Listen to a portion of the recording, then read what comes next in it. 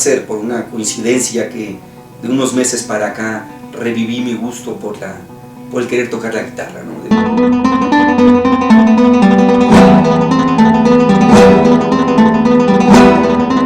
Me puso nada más para aprender a mover los dedos en los últimos días, la primera parte de Asturias, ¿no? Porque la segunda es para, pero sí lo han oído, ¿no?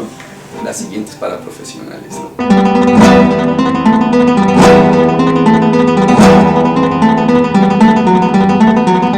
Tengo una ventaja, que es que no tengo prisa, tengo una paciencia infinita, entonces si cuando tenga 60 años ya puedo tocar enfrente de mis amigos, me voy a sentir muy satisfecho.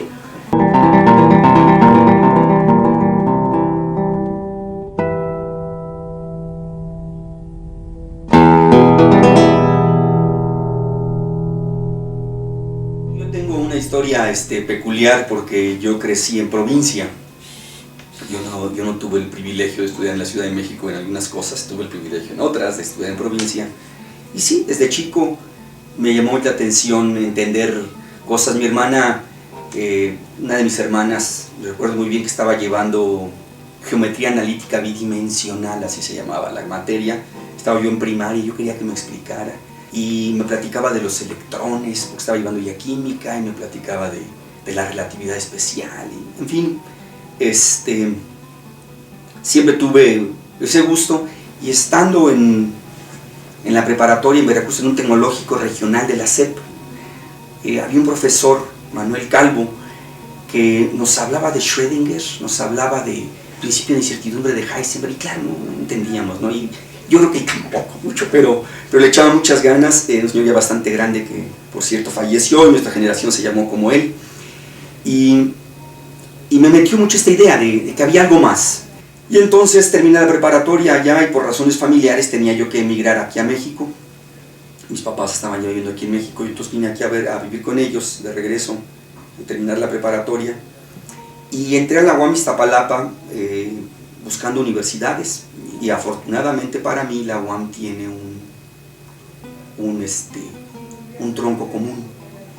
Sí, antes de entrar realmente a la carrera, el primer año están todos mezclados, y allí descubrí que existía la carrera de física. Cuando entré a la UAM descubrí, y llevando física y los profesores que conocí allí, dije, esto es lo que yo estaba buscando. O sea, yo sí creo haber encontrado mi vocación. Para mí fue maravilloso entrar a la UAM, porque estando en provincia, la realidad es que, sobre todo provincia de cuando yo estudié, yo tuve muy buenos maestros, valga decir, no estoy hablando mal de la provincia, por el contrario, yo tuve tan buenos maestros de física y matemáticas y de química, tal que cuando yo entré me sorprendí que muchos compañeros míos en la UAM no estaban tan bien preparados como yo. Y entonces venir a la Ciudad de México y entrar a la UAM para mí fue extraordinario. La variedad, lo que más me sorprendió de entrada fue la variedad de culturas diferentes en la gente. Tener compañeros que hablaran alemán. Yo no he tenido ningún compañero que hablara alemán, había uno que hablaba inglés, porque de niño lo habían llevado a Estados Unidos, pero la mayoría de nosotros no hablábamos ningún idioma. Todos éramos de un origen muy parecido. Aquí gente de origen extranjero, me tocó conocer varios chicos que sus papás eran de otros lados, entonces tenían otra manera de pensar. Y la variedad social que encontré en la UAM entre los estudiantes me sorprendió. Y además que había chicos que sabían un montón de física y que sabían que de las universidades gringas, y fue un mundo totalmente nuevo para mí, y me emociona recordar mi sensación de cuando llegué y darme cuenta de eso, ¿no? De conocer profesores que tenían alto nivel, ¿no? Gente que había hecho doctorados, postdoctorado, que había estudiado en otros lados. No sé, por ejemplo, la plática que nos dieron para ver si nos decidíamos a estudiar física o no, en nuestro caso nos lo dio García Colín, ¿no? Es uno de los grandes profesores, y pues wow, se apantalla, ¿no? Y fue una sensación muy agradable. Yo me la pasé muy bien en la UAM, creo yo, tanto a nivel con los profesores, y fue muy intensa, igual que la Facultad de Ciencias aquí, pero también a nivel horizontal, ¿no? Conocer una gama tan diferente de personas que da la Ciudad de México y que no daba la provincia en aquel entonces, a lo mejor ahora ya cambió. Para mí fue extraordinario, ¿no? Realmente me abrió, yo dije, wow, ¿no? Existe otro mundo del cual yo no tenía conocimiento ni acceso a él.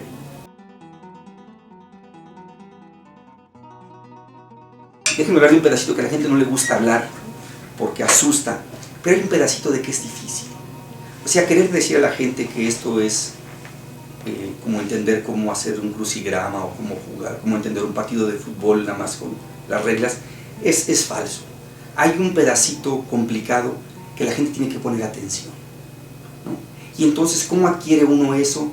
Con cultura. ¿Y cómo adquiere uno esa cultura? Desde la escuela, desde que son niños, ¿no? A nosotros nos pasa, ¿no? Si uno de niño no fue educado en la música clásica, puede ser muy pesado ir a un concierto, porque uno no lo entiende, ¿verdad? Y la gente que toda la vida lo dice, pero es la cosa más bella del mundo. Y dice, sí, pero me aburro, ¿no? Y al ratito ya me entra por uno y me sale por el otro, porque nos falta educación.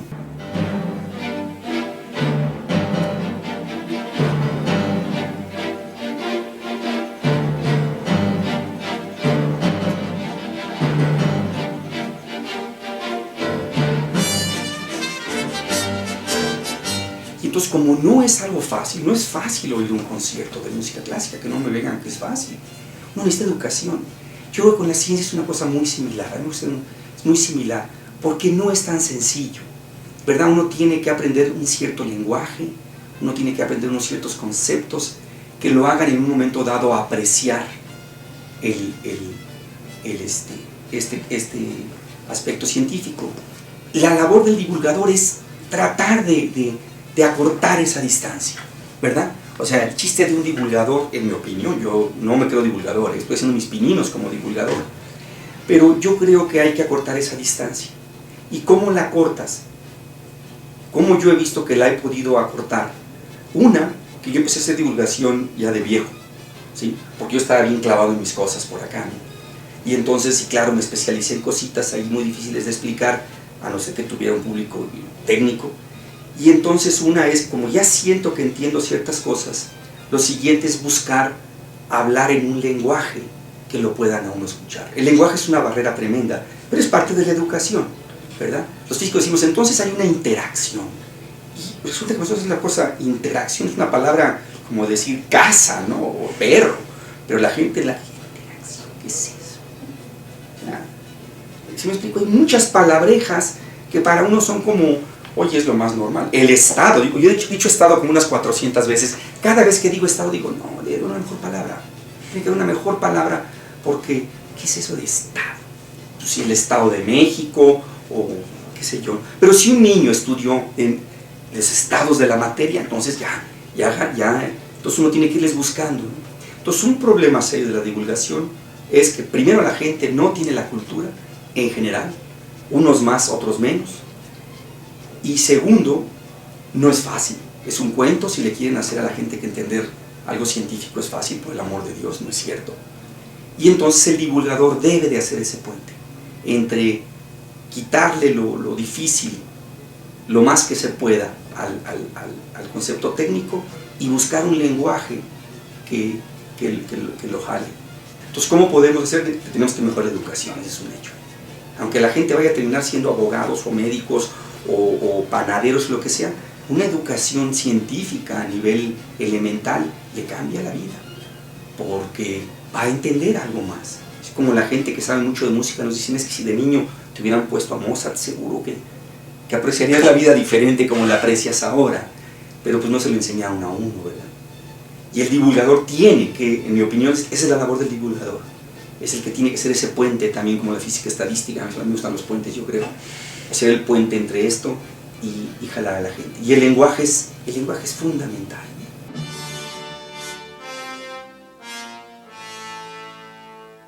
Una de las preguntas es, ¿tienes curiosidad? Yo creo que es fundamental. Estar en esta profesión es tener curiosidad. Uno tiene una necesidad de satisfacer la curiosidad. Y uno la educa, como la gente tiene necesidad de la música y la educa, ¿no? Pero uno tiene que tener una curiosidad innata. Yo conozco muchos colegas que no tienen curiosidad y no sé qué hacen aquí. Y quizá por eso no son buenos científicos. Yo no he conocido un solo científico, ya que platico con él de cerca, que no es una persona extremadamente curiosa, ¿sí? Entonces la curiosidad es fundamental. Si uno tiene la necesidad de saber por qué las cosas son como son, eso es, si alguien tiene eso, ya tiene un buen camino en ser científico. No tiene por qué tenerla, cuidado. Yo no estoy diciendo que la gente deba de ser así. Los que tienen eso tienen madera para ser científica. Otra,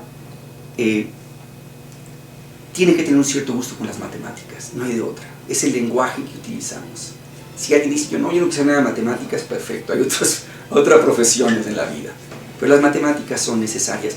No quiere decir que uno debe ser experto, ¿eh? Hay muchos científicos buenos que no son buenos en matemáticas, pero que no le tengan miedo a las matemáticas. Si uno tiene eso, uno puede hacer ciencia, ¿no? Más fácil que el que no lo tiene. A lo mejor lo estoy proyectando, ¿eh? Esa es mi opinión personal. Mucha gente probablemente difiere de lo que yo creo.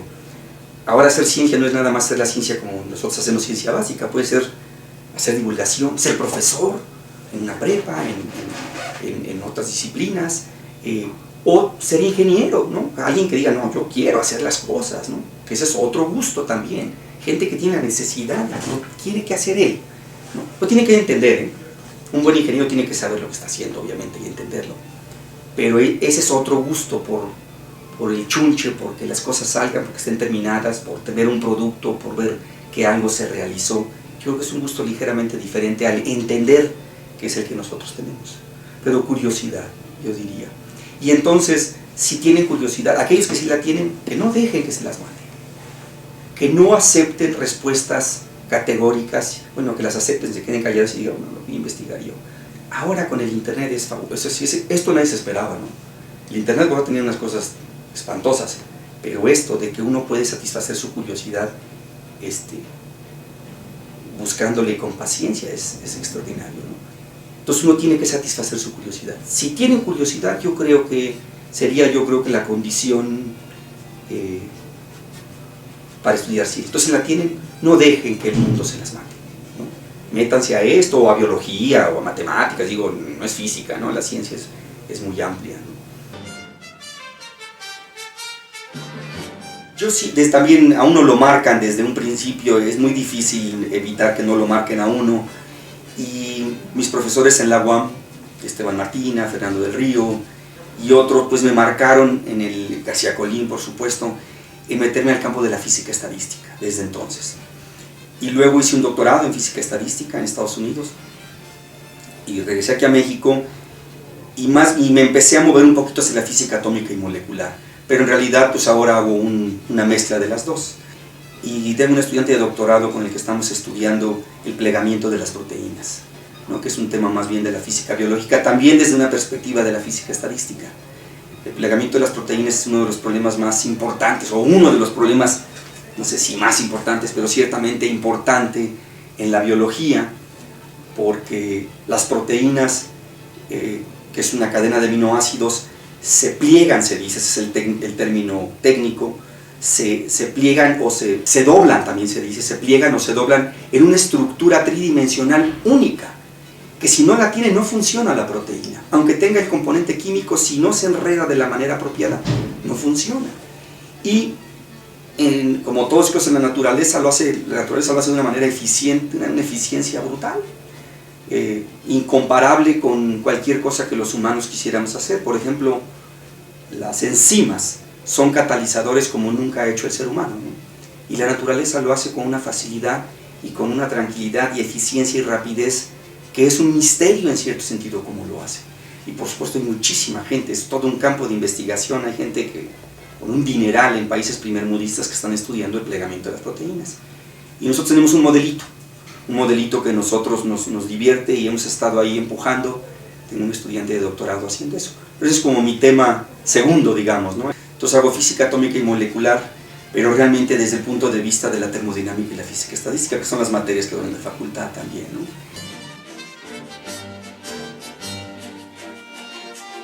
Lo primero que hay que entender para entender lo que es la física estadística es